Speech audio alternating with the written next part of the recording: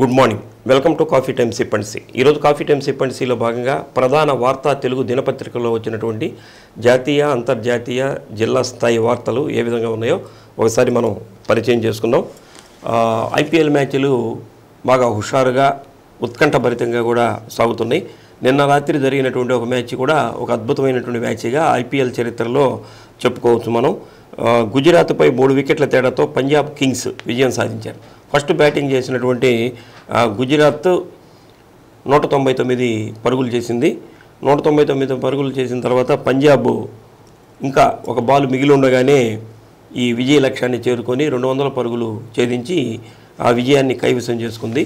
నిన్న మ్యాచ్ కూడా ఉత్కంఠభరితంగా హుషారుగా ఆనందంగా ప్రేక్షకుల యొక్క కేరింతల మధ్య సాగింది. ఇక ప్లాంట్ ఏర్పాటు దిశగా టెస్లా భారత్లో స్థల అన్వేషణ కోసం ఈ నెలాఖరుకు రానున్నటువంటి బృందం అన్నటువంటి ఒక వార్త వస్తుంది.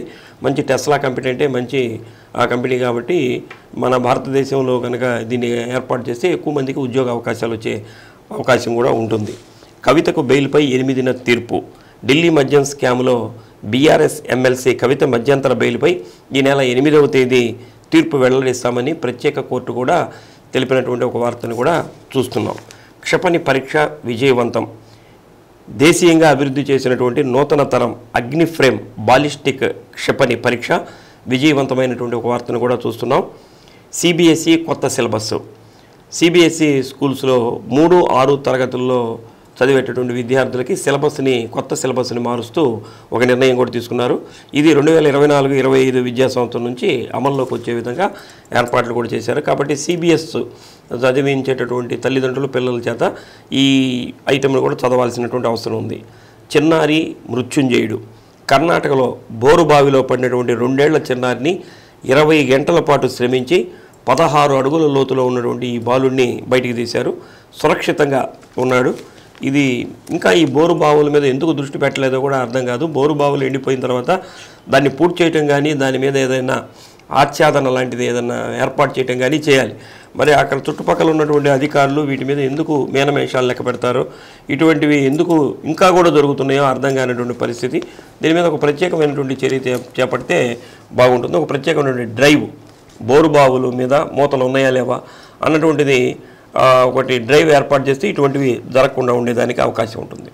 ఇక మన రాష్ట్ర స్థాయి వార్తలను చూస్తే వాలంటీర్ల సేవలు ఆగవు, మళ్ళీ మన ప్రభుత్వం వస్తుంది, తొలి సంతకం ఆ ఫైల్ మీదే అంటూ ముఖ్యమంత్రి జగన్మోహన్ రెడ్డి గారు ఎన్నికల ప్రచారంలో భాగంగా వారు చేసినటువంటి ప్రధానమైనటువంటి వ్యాఖ్యల్ని దీంట్లో సాక్షి దినపత్రికలో ప్రధానంగా వేశారు.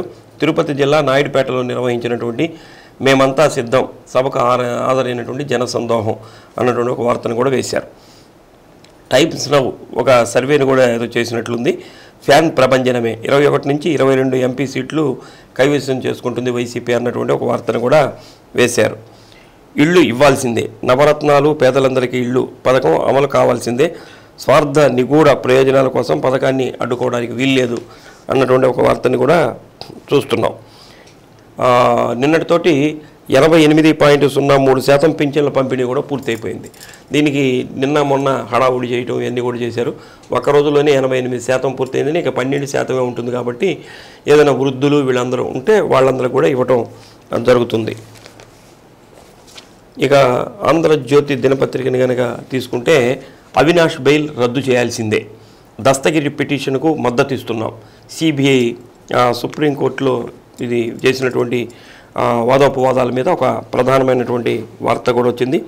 సిబిఐ కౌంటర్లో ఏముందంటే అన్నటువంటి ఒక వార్తను కూడా ప్రధానంగా వేశారు. వైసీపీ డిఎన్ఈలోనే శవ రాజకీయాలు అన్నటువంటిది తూర్పుగోదావరి జిల్లా నల్లజర్లలో జరిగినటువంటి సభలో మాజీ ముఖ్యమంత్రి చంద్రబాబు నాయుడు గారు చేసినటువంటి వ్యాఖ్యల్ని ప్రధానంగా చేస్తూ ఉన్నారు. ఈసీ డైరెక్ట్ ఛార్జీలు, ప్రమోటర్లకు నో ఛాన్స్, ఎన్నికల వేళ సంచలన నిర్ణయం. అంటే కొత్తగా ఐపీఎస్లను ఐఏఎస్లను కూడా నియమించారు. దానికి సంబంధించినటువంటి వార్తను కూడా ప్రధానంగా చూడవచ్చు.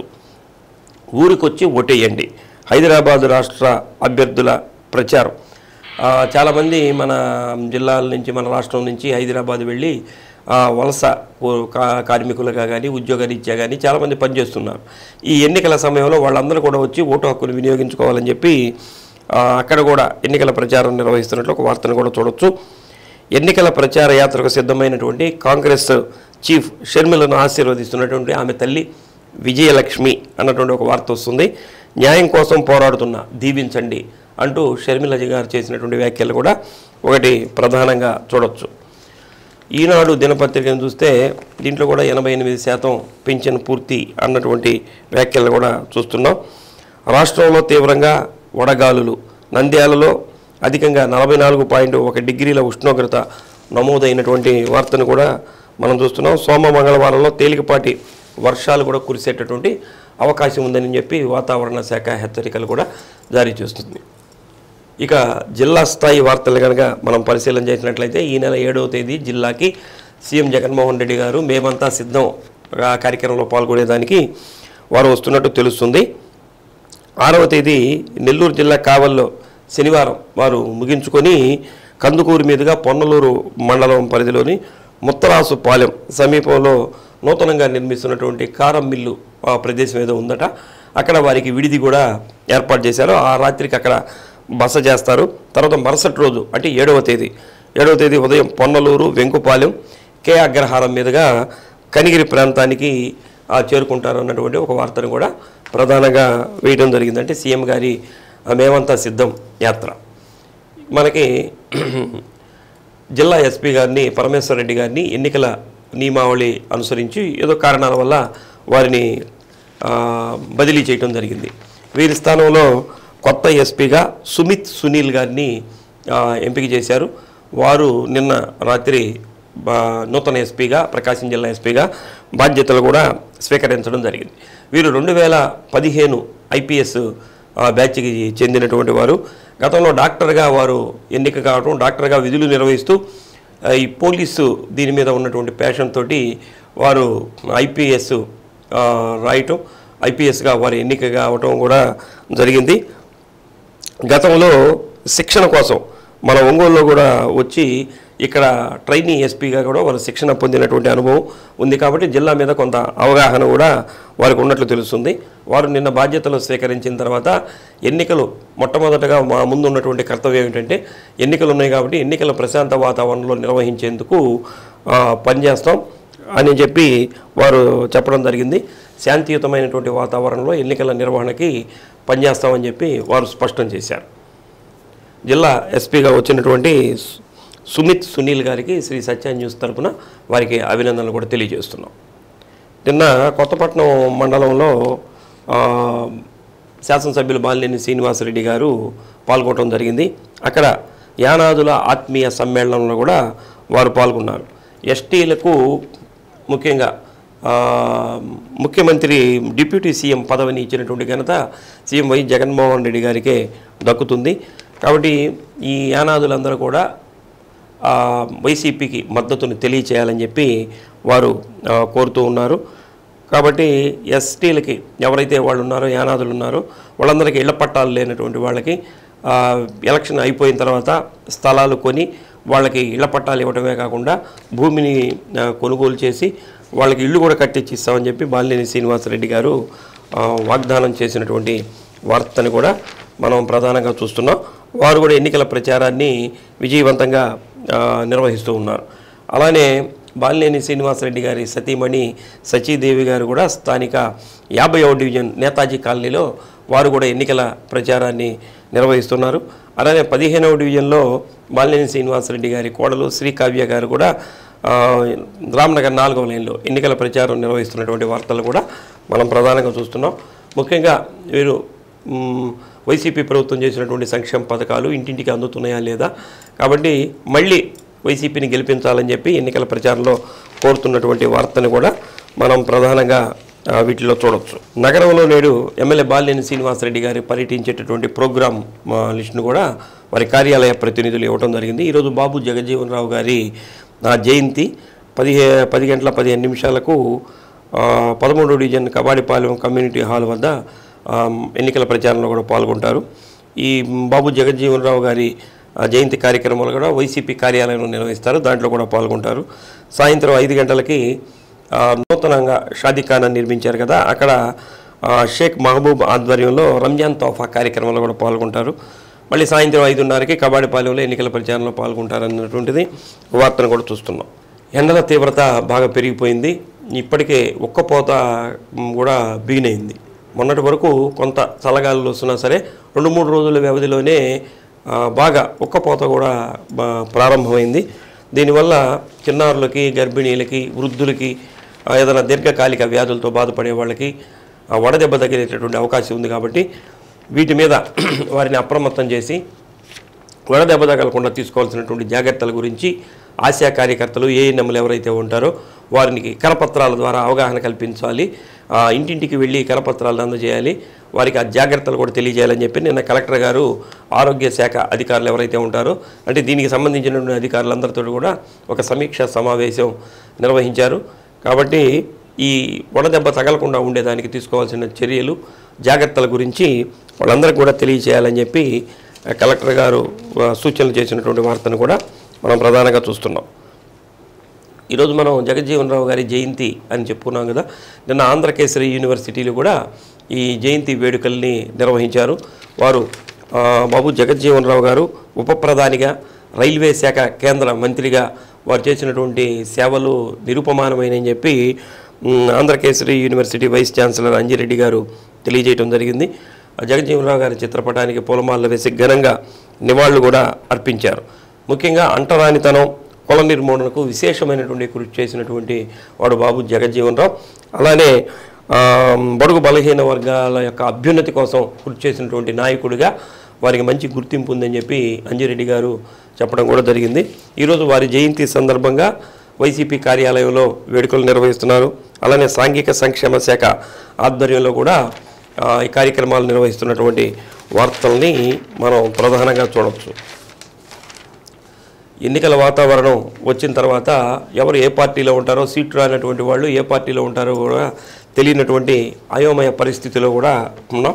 అలానే ఇప్పుడు దర్శి నియోజకవర్గం ఎమ్మెల్యేగా ఉన్నటువంటి మద్దిశెట్టి వేణు గారు వీరు కూడా పార్టీ మారుతున్నట్లు ఒక వార్తని ఆంధ్రజ్యోతి దినపత్రికలో చూస్తున్నాం.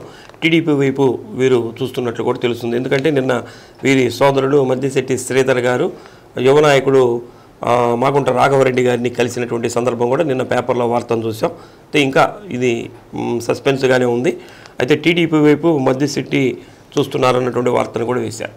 అలానే చీరాల నియోజకవర్గానికి సంబంధించి ఆమంచి కృష్ణమోహన్ గారు కాంగ్రెస్ గూటికి చేరేటటువంటి అవకాశం ఉన్నదనేటువంటి ఒక వార్తను కూడా వేస్తున్నారు. అక్కడ టీడీపీ, వైసీపీ అభ్యర్థులను కూడా ప్రకటించింది. అక్కడ కరణం వెంకటేష్ గారిని వైసీపీ అభ్యర్థిగా, టీడీపీ అభ్యర్థిగా ఎంఎం కొండయ్య గారిని కూడా అక్కడ ప్రకటించారు. ఇప్పుడు ఆమంచి కృష్ణమోహన్ గారికి ఎక్కడ ప్లేస్ లేదు. అంటే ఆయన నిన్న వరకు పరుచూరు నియోజకవర్గ వైసీపీ ఇన్ఛార్జిగా ఉన్నారు. కాబట్టి అక్కడ కూడా వేరే అభ్యర్థిని పెట్టారు. కాబట్టి ఇప్పుడు కాంగ్రెస్ వైపు చూస్తున్నారు అన్నటువంటి ఒక వార్త కూడా వస్తుంది. మరి ఇండిపెండెంట్గా అయినా పోటీ చేస్తాడా? ఏమైనా కానీ షర్మిల గారితో వీరు మాట్లాడినట్టు మాటలు ఉన్నాయని చెప్పి సమాచారం తెలుస్తుంది అన్నటువంటి వార్తను కూడా వేస్తున్నారు. ఏదేమైనా సరే ఆయన వైసీపీకి సాధారణ సభ్యత్వానికి ఆయన రాజీనామా కూడా చేయటం జరిగింది. అలానే పర్తూరు నియోజకవర్గ ఇన్ఛార్జి కూడా రాజీనామా చేయడం జరిగింది. రేపు ఉగాది రోజు వారు ఏ పార్టీలో ఉంటారు, ఇండిపెండెంట్గా ఉంటారా, కాంగ్రెస్లోకి వెళ్తారా అన్నటువంటి భవిష్యత్తు ప్రణాళికని ఆ రోజు తెలియజేసేదానికి అవకాశం ఉన్నటువంటి వార్తను కూడా మనం చూస్తూ ఉన్నాం. కదులుతున్న యువత అన్నటువంటి ఇంకొక వార్త.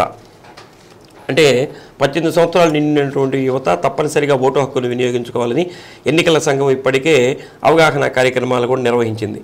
అయితే మన జిల్లాలో కూడా రేపు 15వ తేదీ వరకు కూడా మళ్ళీ కొత్త ఓటర్లు కొత్తగా ఓటు చేరేదానికి అవకాశాన్ని ఎన్నికల సంఘం కల్పించింది. కాబట్టి ఇప్పటికి 8,400 మంది కొత్తగా 18 సంవత్సరాలు నిండిన 1-2 నెలలు 18 సంవత్సరాలు నిండినటువంటి వాళ్ళు ఉత్సాహం చూపిస్తున్నటువంటి వార్త కూడా వచ్చింది. ఓటు హక్కు కోసం 8,400 దరఖాస్తులు చేసుకున్నారట. ఇంకా వీటిలో 5,630 పెండింగ్లో ఉన్నాయి. ఈ నెల 15 వరకు కూడా అవకాశం ఇచ్చారు. కాబట్టి ఇంకా కొత్త వాళ్ళు కూడా జాయిన్ చేసుకునేదానికి అవకాశం ఉంది. కాబట్టి 2,770 దరఖాస్తులు ఇప్పటికే పరిష్కరించేశారు. వీటిల్లో ఇంకా 5,630 పెండింగ్లో ఉన్నాయి. వీటిని కూడా పరిష్కరిస్తే అంటే యువకులు ఎక్కువగా కొత్త ఓటర్లు వస్తున్నట్లుగా కూడా సమాచారం. ఇది మంచి పరిణామమే. జిల్లాలో పెన్షన్లో హడావుడి తగ్గినట్లుగా కూడా కనిపిస్తుంది. నిన్నటికి 90% పంపిణీ కూడా పూర్తి చేసినట్లు ఒక వార్త వస్తుందండి. జిల్లాలో ఇంకా 10% మాత్రమే పూర్తి చేయాలి. అయితే ఇవి ఎవరైతే వృద్ధులు ఉంటారో, బెడ్ రిడెన్ మంచం మీద కదలలేక స్థితిలో ఉంటారో, ఈ వికలాంగులు దివ్యాంగులు ఎవరైతే ఉంటారో వాళ్ళకి ఇవ్వాల్సినటువంటి అవసరం ఉందేమో. ఇవాళ రేపట్లో వాళ్ళందరూ కూడా ఇళ్ళకి దగ్గరికి వెళ్ళి వాళ్ళ పెన్షన్ ఇస్తామని చెప్పి అధికారులు కూడా తెలియజేస్తున్నటువంటి వార్తని మనం ప్రధానంగా చూడవచ్చు. మనకి ఒంగోలులో అచలానంద ఆశ్రమం కూడా ఎక్కువగా భక్తులు వెళ్ళేటటువంటి ఆశ్రమం మంగమూరు రోడ్లో ఉంది. అచలానంద స్వామి వారి యొక్క 8వ ఆరాధనా మహోత్సవాల్ని ఈరోజు నిర్వహిస్తున్నట్లు అచలానంద ఆశ్రమం నిర్వాహకులు కూడా ఇప్పుడు ఆ కార్యక్రమాన్ని చూస్తున్నటువంటి పరిపూర్ణ సిద్ధానంద గురూజీ తెలియజేయడం జరిగింది. ఉదయం 10 గంటలకి అచలానంద స్వామి వారి పాదుకలకు అభిషేకం, 11 గంటల నుంచి పారాయణ సత్సంగ కార్యక్రమాలు కూడా నిర్వహిస్తున్నారు. సాయంత్రం కోలాటం ఇవన్నీ కూడా నిర్వహిస్తున్నారు. కాబట్టి భక్తులు ఇచ్చేసి కార్యక్రమాన్ని విజయవంతం చేయవలసిందిగా, అచలానంద స్వామి వారి యొక్క అనుగ్రహానికి పాత్రలు కావాల్సిందిగా కూడా వారు కోరుతున్నారు. అలానే గుంటూరు రేంజి ఐజీని కూడా నిన్న ఎన్నికల నిబంధనలో భాగంగా పాలరాజు గారిని కూడా బదిలీ చేయడం జరిగింది. గుంటూరు రేంజి ఐజీగా సర్వశ్రేష్ఠ త్రిపాఠి గారిని కూడా ఎన్నిక చేశారు. వారు కూడా నిన్న బాధ్యతలు స్వీకరించినటువంటి వార్తలు వస్తున్నాయి. ఎందుకంటే గుంటూరు రేంజి ఐజీ అంటే మనకి వారు పై అధికారి కాబట్టి, మన జిల్లాని చూసేది వారే కాబట్టి మనకి కొత్త ఐజీని వేశారు. అలానే కొత్త ఎస్పీ కూడా మన జిల్లాకి రావడం జరిగింది. కాబట్టి ఎన్నికల ప్రశాంత వాతావరణంలో జరిగేదానికి అవకాశం ఉంటుందని చెప్పి అందరూ కూడా భావిస్తున్నారు. ఇవి ఈరోజు కాఫీ టైమ్ సిప్పన్సీలో ఉన్నటువంటి ప్రధానమైనటువంటి వార్తలు. రేపటి కాఫీ టైమ్ సిప్పన్సీలో మరిన్ని వార్తలతో మళ్ళీ కలుద్దాం. అంతవరకు సెలవు. నమస్కారం.